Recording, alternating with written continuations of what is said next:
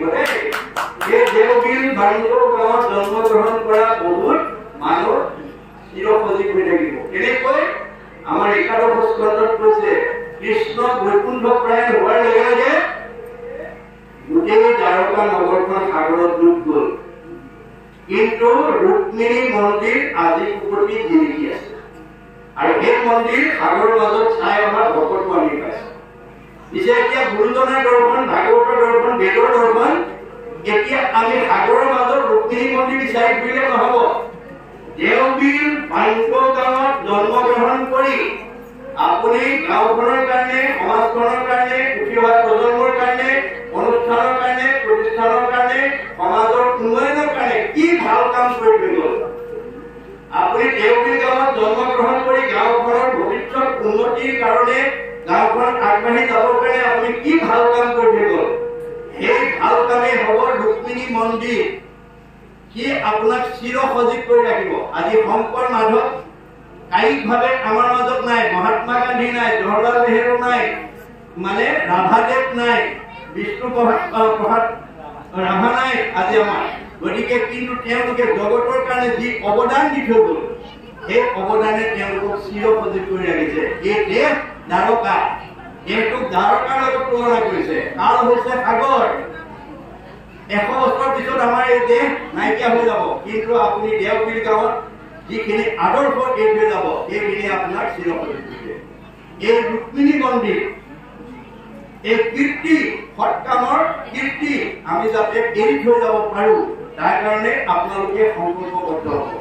আপোনালোকক কাক কি দিছে ভগৱানে আপোনালোকে দেওবিল গাঁৱৰ মানুহে জানিব। দেওবিল গাঁৱৰ গাঁওখনৰ ভিতৰত কাৰোবাক আটাইতকৈ ধনী মানুহ কৰি পঠিয়াইছে, কাৰোবাক হয়তো আটাইতকৈ বিদ্যাৱন্ত কৰি পঠিয়াইছে, কাৰোবাক হয়তো আটাইতকৈ সম্পদশালী কৰি পঠিয়াইছে, কাৰোবাক হয়তো আটাইতকৈ বুদ্ধিমন্ত কৰি পঠিয়াইছে, কাৰোবাক হয়তো আটাইতকৈ ভগৱানে জ্ঞানী কৰি পঠিয়াইছে। আপোনালোকৰ গাঁৱৰ মানুহে জানিব গাঁওখনৰ ভিতৰত ধনী কোন, বিদ্যাৱন্ত কোন, বুদ্ধিমন্ত কোন, জ্ঞানী কোন, সম্পদশালী কোন, আপোনালোকে জানিব। কিন্তু ভগৱন্তই কৈছে তোমাক গাঁওখনৰ ভিতৰত মই ধনী, মানি, জ্ঞানী কৰি পঠিয়াইছো, মই দিয়া প্ৰতিভাটো মোৰ কামত ব্যৱহাৰ কৰিবলৈ শিকিবা। মই তোমাক এনেই গাঁওখনৰ ভিতৰত ধনী কৰি পঠিওৱা নাই, এনেই গাঁওখনৰ ভিতৰত তোমাক সকলোতকৈ বেছি বিদ্যাৱন্ত কৰি পঠিওৱা নাই, এনেই মই তোমাক বুদ্ধিমন্ত আৰু সম্পদশালী কৰি পঠিওৱা নাই। মই দিয়া প্ৰতিভাটো মোৰ কামত ব্যৱহাৰ কৰিবলৈ শিকিবা। মই মানে এটা আত্মা, তৃণমূল এটা আত্মা, মই মানে পৰিয়াল, মই মানে সমাজ, মই মানে অনুষ্ঠান, মই মানে প্ৰতিষ্ঠান, মই মানে দল, মই মানে সংগঠন, মই মানে জড়জগত, মই মানে জীৱ জগত, মই মানে নিখিল জগত। অহম নিৰ্বাচনে অগ্ৰে ন অন্যথ পৰম প্ৰত্যাত অহম যুগ এইতৈছ যুগ অৱশিষ্ট নিশ্চয় অহম। আদিত মই, শেষত মধ্যত মই, শেষত ময়েই থাকিম। তুমি দেখা জগতখন মিছা, জগত মিথ্যা, ব্ৰহ্ম সত্য, ব্ৰহ্মহে সঁচা, জীৱ ব্ৰহ্ম এব কেৱলম, জীৱই ব্ৰহ্ম। আপুনি তৃণমূল এটা আত্মাৰ পৰা পৰিয়াল, সমাজ, অনুষ্ঠান, প্ৰতিষ্ঠান, দল, সংগঠন সকলো দিশত আগবঢ়াই যাবৰ কাৰণে, গাঁওখন আগবঢ়াই দিবৰ কাৰণে আপোনাক দিয়া প্ৰতিভাটো প্ৰয়োগ কৰিব জানিব লাগে। যদি প্ৰয়োগ কৰিব নাজানে আপোনাৰ মোৰ অৱস্থাও পৰীক্ষিত আৰু ব্যাসৰ দৰেই হ'ব।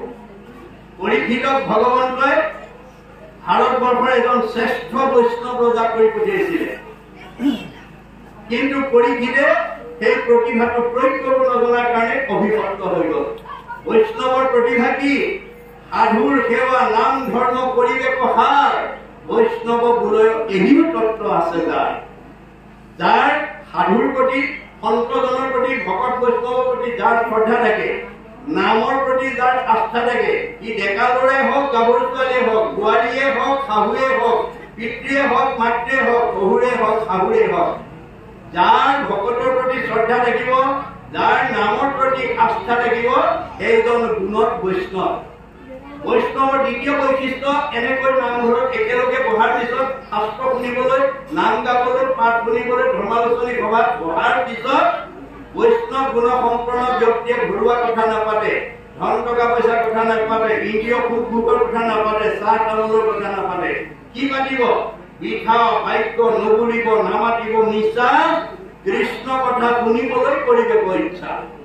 বৈষ্ণৱ গুণ সম্পন্ন ব্যক্তিয়ে কেনেকৈ কৃষ্ণৰ কথা এটা শুনি মই শান্তি আৰু মৰিলে সদ্গতি পাব পাৰো তাৰ কাৰণে সদায় কৃষ্ণ কথা শুনিবৰ কাৰণে অনুৰাগী হৈ থাকে। অন্যতম আন এটা বৈশিষ্ট্য কি যে নকৰিব প্ৰাণী হিংসা মনে একোজন সদায় চিন্তিব মাত্ৰ কৃষ্ণৰ চৰণ। বৈষ্ণৱ গুণসম্পন্ন ব্যক্তিয়ে প্ৰাণী হিংসা নকৰে আৰু সদায় কৃষ্ণ কথা শুনিবৰ কাৰণে অনুৰাগী হৈ থাকে। পৰীক্ষিতে সেইখিনিতে ভুল কৰি দিলে। কি ভুল কৰিলে? প্ৰাণী হিংসা কৰিবলৈ গুচি গ'ল, অৰ্থাৎ পহু মাৰিবৰ কাৰণে গুচি গ'ল। পাপকৃত্য হ'ল। পহুৰ পিছে পিছে দৌৰি দৌৰি পিয়াহৰ কণ্ঠ শুকাই শ্ৰমিক ঋষিৰ আশ্ৰমত পানী বিচাৰি সোমাল। যি সময়ত শ্ৰমিক ঋষিয়ে একান্ত মানে ঈশ্বৰক ধ্যান কৰি আছে, কোন আহিছে কোন অহা নাই গম নাপায়, কিন্তু পৰীক্ষিতে সেই কথাটো বিবেচনা নকৰি পদমৰ্যাদাক প্ৰাধান্য দি মই দেশৰ ৰজা, তুমি মোৰ প্ৰজা, তোমাৰ আশ্ৰমত মই আহিছো, তুমি মোক মান্যতা দিয়া নাই, এই বুলি তেওঁ অহংকাৰত উৎফুল্লিত হৈ আপোনাৰ ধনুৰ আগেৰে মৰা সাপ এটা শ্ৰমিক ঋষি ডিঙিত মেৰিয়াই গুচি গ'ল। খবৰটো তেওঁ খেলি থকা পুত্ৰ চিংগিপুটি কৰ্ণগোচৰ হোৱাৰ লগে লগে দৌৰি আহি দেখিলে দেউতাকৰ ডিঙিত কোনোবাই মৰা সাপ কাটি গৈছে। তেওঁ খঙত একো নাই হৈ লগে লগে অভিশাপ দিলে, মোৰ দেউতাৰ ডিঙিত যোনে এনেকৈ মৰা সাপ আহিছে এই তক্ষকে তেওঁ 7 দিনত দংশন কৰি মাৰিব। খবৰটো তেওঁ কৰ্ণগোচৰ হোৱাৰ লগে লগে মৃত্যুৰ ভয়ত ভীতিগ্ৰস্ত হৈ গ'ল। মই অভিশপ্ত হলো, মোক 7 দিনত তক্ষকে দংশন কৰিব, মোৰ মৃত্যু অনিবাৰ্য। নাই, মোৰ এই সপ্তবিকা পৃথিৱী কোনে পৰিচালনা কৰিব? গোটেই জন্মেজক মাতি আনি ক'লে, উপায় মই অভিশপ্ত হলো, মোক 7 দিনত তক্ষকে দংশন কৰিব, মোৰ মৃত্যু অনিবাৰ্য।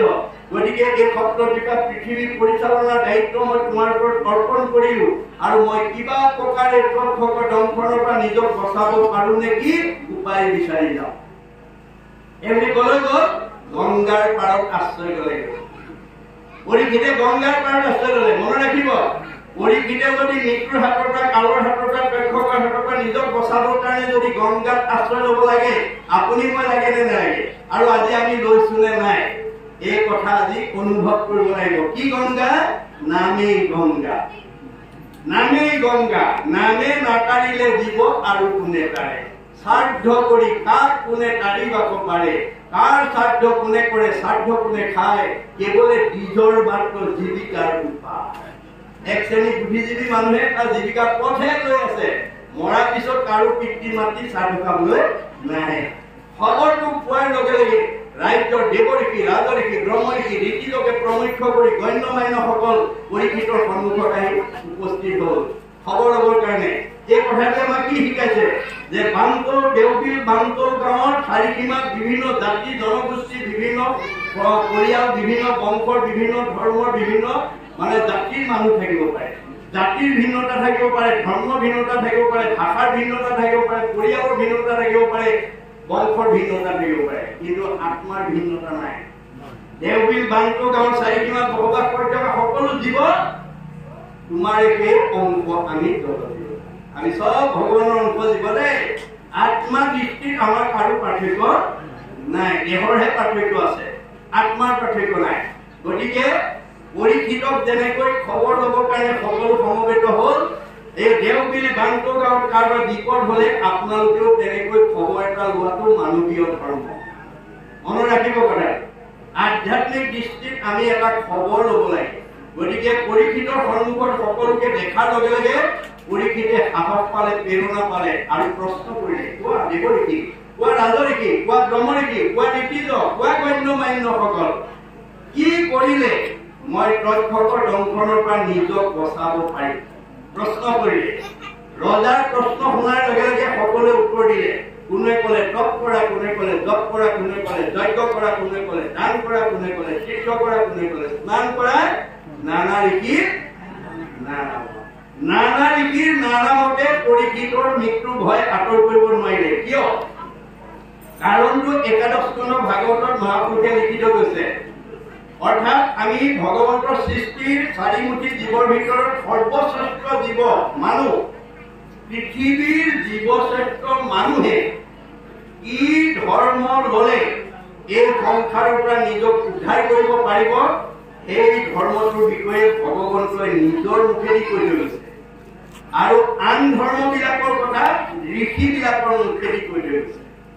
আন ধৰ্ম ঋষিৰ মুখে কৰাইলা দেখত, সেইকাৰণে নানা ঋষিৰ নানা মত পঢ়িলা আপোন মুখে নিজ ধৰ্ম জন আৰু যিটো ধৰ্ম পালন কৰিলে আমি জীৱশ্ৰেষ্ঠ মানুহ কৰিব পাৰোঁ সেইটো ধৰ্ম তেওঁ নিজৰ মুখেদি কৈছে সেইটোৱে হৈছে ভাগৱত ধৰ্ম সেইটোৱে হৈছে ভক্তি ধৰ্ম আৰু সেইটোৱে হৈছে নাম ধৰ্ম সেইটোৱে হৈছে সনাতন ধৰ্ম মনত ৰাখিব কথা সাৰ্বজনীন ধৰ্ম মানে ভগৱন্তই সাৰ্বজনীন সনাতন নাম ধৰ্ম ভক্তি ধৰ্ম ভাগৱত ধৰ্ম নিজৰ মুখেদি কৈছে গতিকে সুখদেৱে আহি প্ৰথম স্কন্ধৰ পৰা দ্বাদশ স্কন্ধ ভাগৱত লৈ 7 দিন 7 ৰাতি নীৰৱ নিশ্চিন্তভাৱে যেতিয়া পৰীক্ষিতক শ্ৰৱণ কৰাই দিলে দ্বাদশ স্কন্ধ শুনাৰ লগে লগে পৰীক্ষিত ব্ৰহ্ম জ্ঞান প্ৰাপ্ত হৈ গ'ল মই ইমান সময় মৰিম বুলি যিটো ভয় কৰি আছিলো তাৰ দেখোন মৃত্যুৱেই নাই অৰ্থাৎ আমাৰ জীৱৰ মৃত্যু নাই আমি নাজানি আজি কৈ আছো দেৱগীৰ বান্ধৱ গাঁৱৰ আমুকা মৰিল তামুকী মৰিল স্বৰ্গগামী হ'ল বৈকুণ্ঠগামী হ'ল প্ৰয়াত হ'ল বিদেশ হ'ল নানান শব্দৰে আমি কাৰোবাক মৰাটোকে কৈ আছো কিন্তু কৃষ্ণ অৰ্জুনক কৈছে সখাকে মানুহ মৰা বুলি কোৱাটো মিছা কথা কৈ আছে